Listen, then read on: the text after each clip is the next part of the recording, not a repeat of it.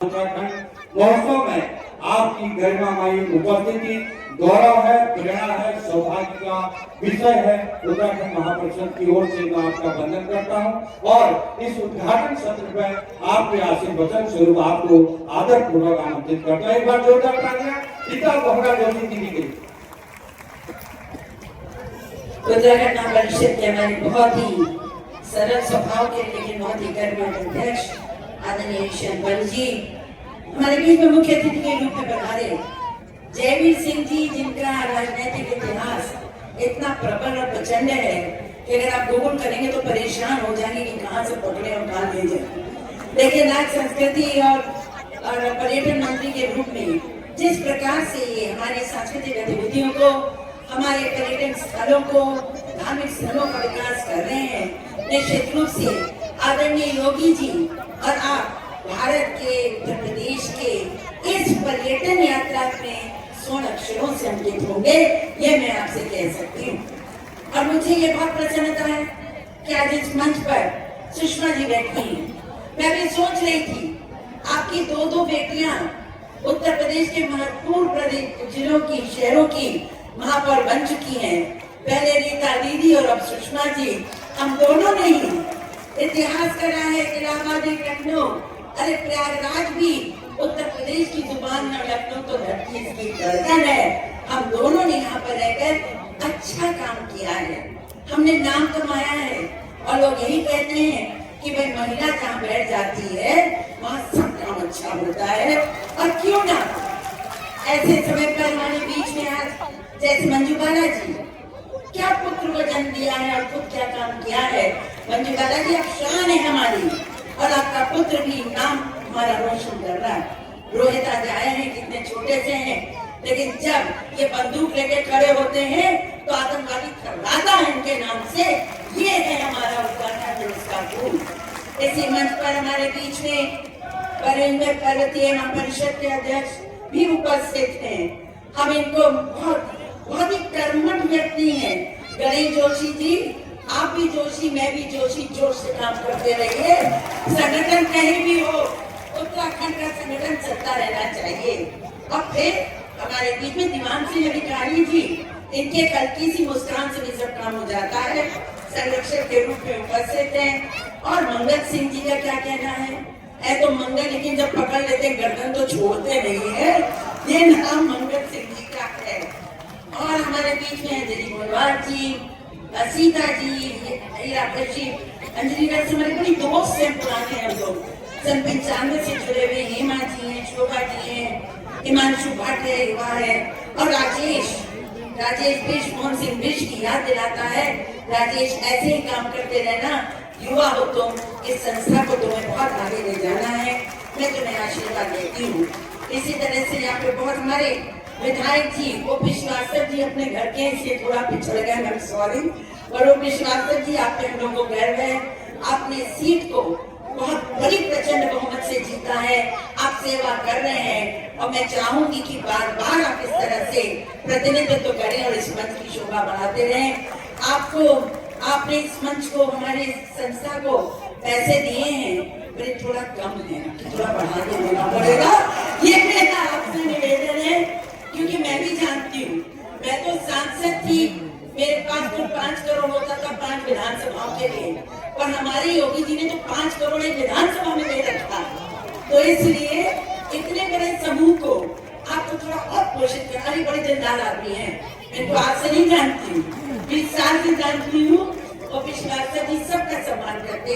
ऐसे मैं बोलूँ तो सबका नाम बोलती जाऊंगी, लेकिन मैं आप सबको बहुत बहुत शुभकामनाएं देना चाहती हूँ। आज रजत जयंती है उत्तराखंड राज्य की स्थापना का।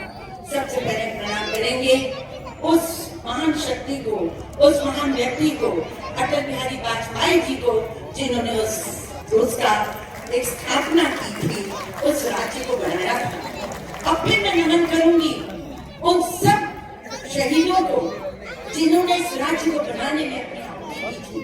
आसान नहीं था, संघर्ष लंबा था, संघर्ष कठिन था। ऐसे लोग यहाँ बैठे हुए थे जो हमको, हमारे राज्य को बनने नहीं देना चाहते थे। कौन भूलेगा खट्टी माँ के इतिहास को, कौन भूलेगा मसूरी में जली हुई गोलियों को? कौन भूलेगा हमारा रामपुर का तिराहा? कौन भूलेगा देहरादून? कौन भूलेगा उन गोलियों को जो सीने में लेकर हम लोगों ने वहां पे उत्तराखंड का राज बनाया था? और 60 से 70% वो आंदोलन महिलाओं के हाथ में था। महिलाएं आगे चली थी, युवा पीछे चले थे। सलाम करो महिलाओं को, बेटियों को, जो आज भी उत्तराखंड के लिए करने के लिए तैयार है। तो उनको हम याद करते हैं, जोश आता है तब सुषमा जी और मैं सोचते हैं कि कठिन परिस्थितियों में उन बच्चियों ने, महिलाओं ने इतना संघर्ष किया, तो हमें भी उत्तर प्रदेश को बनाने के लिए, मोदी जी और योगी जी के सपने को साकार करने के लिए उत्तराखंड के साथ साथ उत्तर प्रदेश में अपनी पूरी जान लगा देनी है, क्योंकि हम उत्तर प्रदेश के नागरिक हैं। हमारी लोक संस्कृति, हमारे गीत, हमारा संगीत, ये मंच जब यहाँ लोग थिरकते हैं तो आप देखिए झूम उठता है माहौल। हमारे बच्चे अपनी भाषा से नहीं कट रहे, हमारे बच्चे अपने लोक संगीत, लोक नृत्य, लोक कलाओं से जुड़ रहे हैं। और अभी अभी आपने देखा हमारी लोक कला, मैं भी नाम पूछ रही थी, मुझे बताया था, क्या बताया था मुझे? पेंटिंग अब एप्पल, हर घर में आपको एप्पल मिलेगा। मेरे यहाँ भी 4 एप्पल आपको दीवार पे लगे हुए मिलेंगे। हम लोग एप्पल, इस तरह की जो संस्कृतियां हैं। और मंजू जी को हमारे राष्ट्रपति जी ने सम्मानित किया।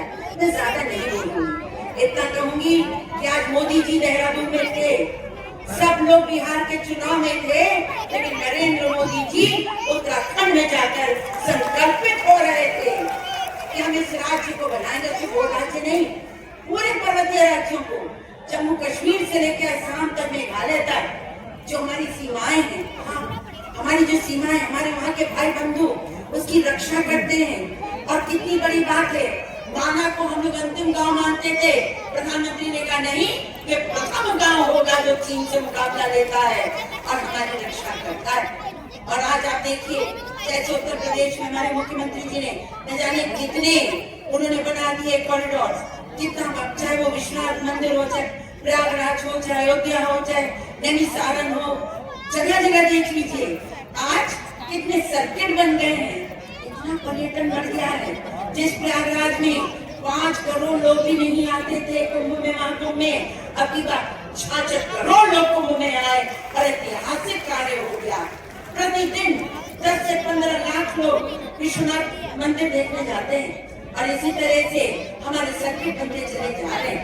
और इसी तरह से अध्यात्म और धर्म, जो सबसे बड़ा हमारी धरोहर है, आमदनी का आय है, उसको योगी जी ने आगे बढ़ाए। रोजगार का सबसे बड़ा साधन है। और आपको जानकर आश्चर्य होगा, वही मथुरा, वही वृंदावन, जहाँ 2017 में जब हमारी सरकार बनी, उससे पहले 2017 में जहाँ केवल 80 लाख लोग जाते थे, एक साल में कितने? 80 लाख। 2024 में 8 करोड़ लोगों ने मथुरा में जाकर अपना माथा टेका।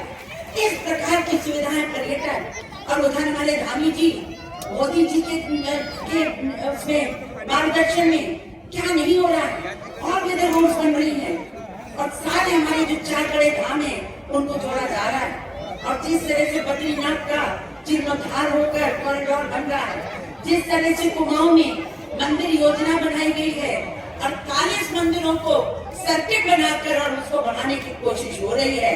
मैं कहूंगी उत्तराखंड और उत्तर प्रदेश, ये दोनों बहुत ही प्रबल हाथों में हैं। केंद्र में प्रबल नेतृत्व है, पीछे मुड़कर नहीं देखना है, आगे बढ़ते जाना है। संस्कृति रक्षा ही भारत को महान बनाती है और उसकी रक्षा हम करेंगे। बस एक छोटी सी बात कहकर अपनी बात समाप्त करूंगी। मैं जेबी जी की बहुत आभारी हूँ। इन्होंने हमेशा कोई भी संस्था अच्छा काम करती है और सार्वजनिक दिनों में सार्वजनिक क्षेत्र में छूती है, उसको ये सपोर्ट करने से पीछे नहीं हटते। तो आपने बड़ी उम्मीदें हमको, और हम चाहेंगे अब की नहीं, हर बार आपकी पर्यटन मंत्री बने ताकि 15 साल में उत्तर प्रदेश की शक्ल बदल जाए। और अवस्थी जी का तो क्या कहना भाई, अवस्थी जी तो मैं जब थी तो हमारे प्रमुख सचिव थे, तो प्रमुख सचिव क्या थे, यही सब कुछ थे। इतना इमेजिनेटिव व्यक्ति और इतना मेहनती व्यक्ति, और एक साथ जैसे कहते हैं 5 आप इंस्ट्रूमेंट्स रख दो, ये कैसे भी बजा देंगे, पियानो भी बजा देंगे, तबला भी बजा देंगे, ड्रम्स भी बजा देंगे, एक टाइम पे सब काम करने के योग्य हैं। और मुझे बड़ी प्रसन्नता है, IIT कानपुर के प्रोडक्ट है और अभी पिछले हफ्ते IIT कानपुर ने इनको डॉक्टरेट से नवाजा है। हम सब आपको बधाई देते हैं, बधाई देते हैं अवस्थी जी कि आप उत्तर प्रदेश में मुख्यमंत्री जी के सलाहकार हैं और आपका जो PR है, पब्लिक रिलेशन, इट्स इनकम्पेरेबल है आपका। मेरे पिताजी की बस एक बात कहकर समाप्त करूंगी, बहुत मानते हैं लोगों को, 30 वर्ष हो गए उस दुनिया से गए, लेकिन आज भी लोग बबुना जी के नाम से मुझको जानते हैं। 30 साल मैंने इतनी मेहनत करी है कि मैं सोचती थी कि शायद मैं उस बरगद की छत्र छाया से निकलूंगी, लेकिन मुझे गर्व है कि आज मुझसे पहले मेरा नाम मेरे बाप का लिया जाता है। आप 1975 की छोटी सी बात बताऊं, 1975 में मुख्यमंत्री थे, जब बजट का टाइम आया तो उन्होंने उत्तराखंड विकास परिषद का निर्माण कर दिया और उत्तराखंड विकास परिषद, उत्तराखंड नाम था प्रगति विकास परिषद, और प्रगति विकास परिषद का बजट अलग कर दिया। तो मैं नहीं बोलूंगी, बहुत बड़े नेता थे विपक्ष के, उन्होंने खड़ा होकर कहा, बहुगुणा जी आप यूपी का विभाजन कर रहे हैं, नींव डाल रहे हैं। उन्होंने कहा नहीं, उपेक्षित क्षेत्र है, अगर आज उसका बजट अलग नहीं करूंगा, अगर उसका विकास बजट में डालोगे तो जरूर बढ़ जाएगा उत्तर प्रदेश। इस विचारधारा से उन्होंने काम किया था। और मान लो पहली बार उत्तर प्रदेश में 2 बजट पेश होता था, एक बजट पेश होता था पर्वतीय विकास का और एक बजट होता था उत्तर प्रदेश के विकास का। ऐसा सोच हम लोगों की रही है। मैं आपका आभार व्यक्त करती हूँ। दिल भरा हुआ है, 25 साल हुए हैं, वो दिन मुझे नहीं भूलता जब करीब 250 हमारे उत्तरकाशी के आंदोलनकारियों को इलाहाबाद के नैनी जेल में बंद किया गया था। मैं उस समय महापौर थी, मैं रोज उनके लिए कुछ ना कुछ व्यंजन बनाकर जाके जेल में उनसे मिलती थी। मैंने इलाहाबाद उत्तराखंड राज्य निर्माण समिति का गठन किया था, जिसकी मैं अध्यक्ष थी। मुझे खुशी है कि आज उत्तराखंड आगे बढ़ रहा है, मोदी जी के नेतृत्व में, गांधी जी के नेतृत्व में, और हमारे मुख्यमंत्री उत्तर प्रदेश को राष्ट्र का प्रथम राष्ट्र प्रदेश बनाकर छोड़ेंगे। धन्यवाद, जय हिंद।